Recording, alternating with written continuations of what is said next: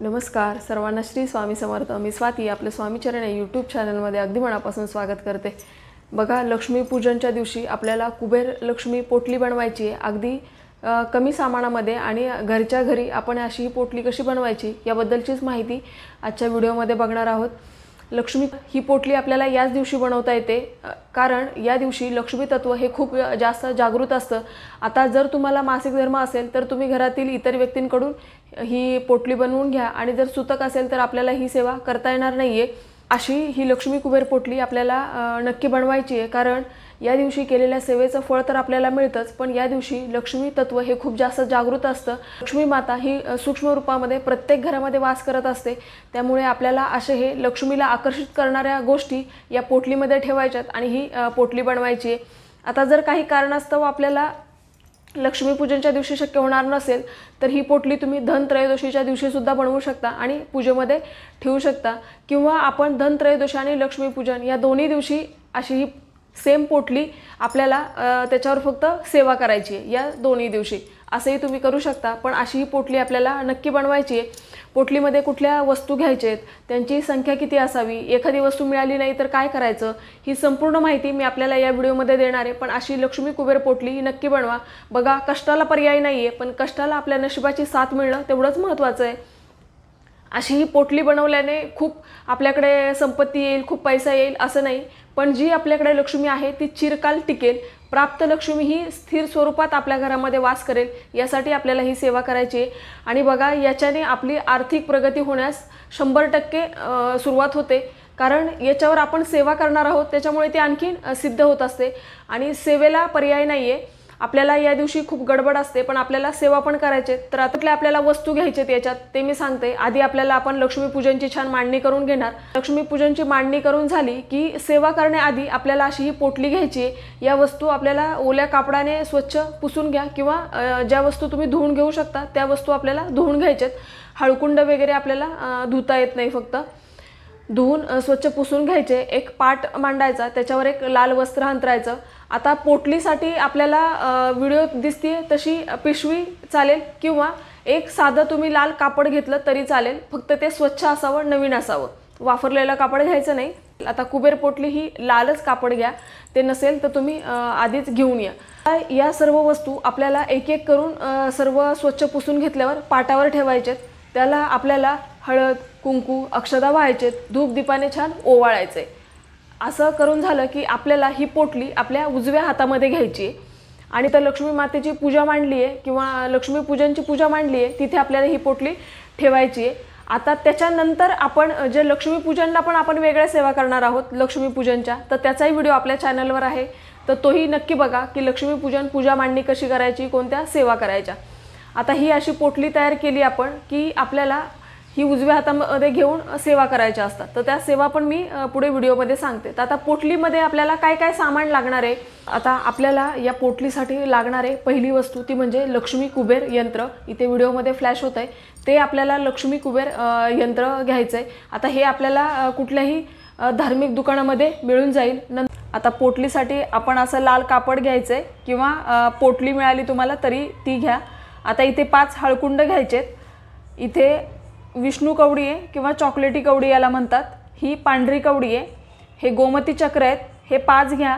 5 कमळगट्ट्याचे मणी घ्यायचेत, आणि अशी लाल सुपारी घ्यायची आहे। नंतर कापराची वडी घ्यायची आहे, भीमसेनी कापूर आहे। या पिवळ्या कवड्या आहेत, हे गुंजा आहे, लाल गुंजा। नंतर इथे लवंग आहे, 5 लवंगा घेतलेत। इथे पिवळी मोहरी आहे, आणि इथं विलायची आहे। या 3 किंवा 5 विलायची घ्या। पिवळी मोहरी एवढीच घ्या, किंवा याच्यापेक्षा जास्त घेतली तरी चालेल। तर अशा पद्धतीने आपल्याला हे सामान आवर्जून आपल्या पोटलीमध्ये ठेवायचं आहे। आता छोटे लघु नारळ येतात, ते तुम्हाला मिळाले तर तुम्ही ते पण ठेवा। 2 आपल्याला लघु नारळ ठेवायचे। आता यातील जर एखादी वस्तू नाही मिळाली तरी आपण ज्या वस्तू आपल्याला मिळतील त्याची आपल्याला अशी छान पोटली बनवायची। आता आपल्याला लघु नारळ मिळतात बघा, अगदी असे छोट्या साईजमध्ये लघु नारळ असतात, तर ते आपल्याला 2 घ्यायचेत। याच्यातली जर आपल्याला एखादी वस्तू नाही मिळाली तर काही हरकत नाही। एखादी वस्तू जर आपल्याला नाही मिळाली तरी पण आपण ही लक्ष्मी कुबेर पोटली आपल्याला बनवायची आहे। या सगळ्याच वस्तूंचं महत्त्व आहे, कारण या लक्ष्मी मातेला प्रिय आहेत। पण जर आपल्याला एखादी वस्तू नाही मिळाली तरी हरकत नाही, याच्यातल्या ज्या वस्तू आपल्याला मिळतील त्या वस्तू आपल्याला घ्यायच्यात आणि त्याची आपल्याला पोटली बनवायची आहे। ही लक्ष्मीपूजनच्या दिवशी तुम्ही ही सेवा करायची आहे। आता अशी ही पोटली आपण तयार केली की आपल्याला त्याच्यावर सेवा करायची आहे। ही पोटली आपण आपल्या उजव्या हातामध्ये घ्यायची आहे। आपण लक्ष्मीपूजनची पूजा मांडणी करतो तिथे बसून आपल्याला ही सेवा करायची आहे। आपल्याला स्वतःला छान हळदी कुंकू लावून घ्यायचं आणि बसायला आसन घ्यायचं आहे। आता या पूजेमध्ये सेवेला खूप जास्त महत्त्व आहे, त्यामुळे अशी ही पोटली बनवली की आपल्याला सेवा करायची आहे। सेवा आपल्याला चुकवायची नाही आहे। आता तुम्ही सेवा अगदी त्या दिवशी खूप गडबड असते तर तुम्ही 10, 11, 12 वाजेपर्यंत कधीही तुम्ही सेवा करू शकता, अगदी 12च्या पुढेही करू शकता। तुम्हाला ज्या वेळेला शक्य होईल त्या वेळेला तुम्हाला ही सेवा करायची आहे। पण आपण जेव्हा संध्याकाळी पूजा मांडणी करतो त्याच्यानंतरच ही आपल्याला सेवा करायची आणि ही पोटली बनवायची। आता तुम्ही हे सामान धनत्रयोदशीच्या दिवशी खरेदी करून आणू शकता, पण त्या दिवशी पण खूप गडबड असते, तर या वस्तू जर तुम्ही आधी खरेदी करून घेतल्या तरी चालेल। कुठल्याही दिवशी तुम्ही आधी या वस्तू खरेदी करा आणि जर तुमच्या जवळपासच या वस्तू मिळतायत तर तुम्ही धनत्रयोदशीच्या दिवशी सुद्धा या वस्तू खरेदी करून आणू शकता, कारण या दिवशी खरेदी केलं तर ते आणखीन महत्त्वाचं असतं। आता याच्यावर आपल्याला आपण हे उजव्या हातात घ्यायचे आणि सेवा करायची। सेवा आपल्याला एक माळ स्वामी समर्थ मंत्राचा म्हणायचा आहे। आपल्याला 16 वेळा श्रीसूक्त म्हणायचं आहे। आता श्रीसूक्त जर आपल्याला 16 वेळा म्हणणं शक्य नसेल तर 5 वेळा म्हणा, पण शक्य झालं तर नक्कीच 16 वेळा म्हणा। नंतर आपल्याला जर श्रीसूक्त 16 वेळा म्हणणं नाही शक्य झालं तर आपण महालक्ष्मी अष्टक 16 वेळा म्हणा। मग महालक्ष्मी अष्टक म्हणून झाल्यावर आपल्याला एक माळ नवार्णव मंत्राची म्हणायची आहे आणि 1 वेळा व्यंकटेश स्तोत्र म्हणायचे। या सेवा आपल्याला करायचे।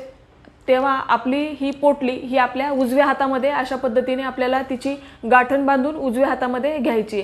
आता गाठ बांधताना तुम्ही त्याच्या पिवळ्या धाग्याने त्याची गाठ बांधा किंवा कापड जर मोठा असेल तर त्याचीच तुम्ही गाठ मारली तरी चालेल। अशा या सेवा केल्यावर आपल्याला ही पोटली आपण लक्ष्मीपूजनची पूजा मांडणी केली तिथे आपल्याला ती ठेवू द्यायची।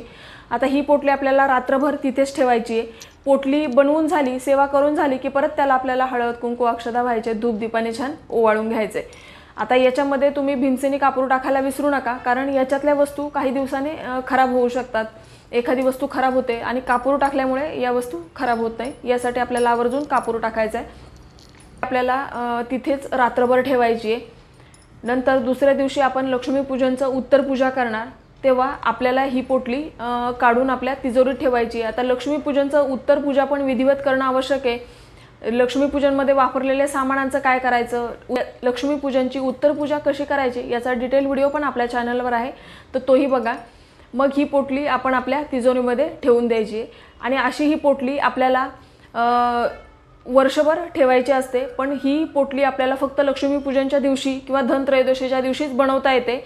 आता लक्ष्मीपूजनला जर शक्य नसेल तर तुम्ही धनत्रयोदशीच्या दिवशी बनवा काही। आणि बघा ही पोटली आपण दुर्गाष्टमी किंवा पौर्णिमा या दिवशी काढायची आणि त्याच्यावरती आपण ज्या सेवा सांगितल्या त्या आपल्याला सेवा त्याच्यावर करायच्यात आणि परत ही पोटली आपल्याला ठेवून द्यायची आहे। तेव्हा तुम्ही ती खोलून बघू शकता, जर त्यातली एखादी वस्तू खराब झाली असेल तर ती आपल्याला काढून टाकायची आणि त्याच्यात नवीन वस्तू आपण ठेवायची।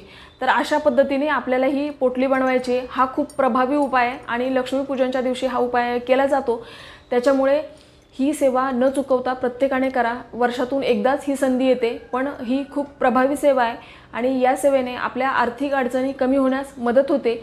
आपल्याकडे असणारी प्राप्त लक्ष्मी ही स्थिर स्वरूपात आपल्या घरामध्ये वास करते। ते असणारे धन किंवा पैसे हे अनाठाई खर्च होत नाहीत, तर त्यामुळे अशी ही लक्ष्मी प्राप्तीची अत्यंत प्रभावी सेवा आहे आणि लक्ष्मी कुबेर पोटली ही आपल्याला बनवायची आहे। आता याच्यातील वस्तू तुम्ही तुमच्या वेळेप्रमाणे कधीही कुठल्याही दिवशी घरी घेऊन या आणि अशी ही पोटली आपल्याला बनवायची। तर ही छोटीशी माहिती पण तितकीच महत्त्वाची जी मला तुमच्यापर्यंत पोहोचवायची होती। व्हिडिओ आवडला असेल तर व्हिडिओला लाईक करा, शेअर करा, सबस्क्राईब करा।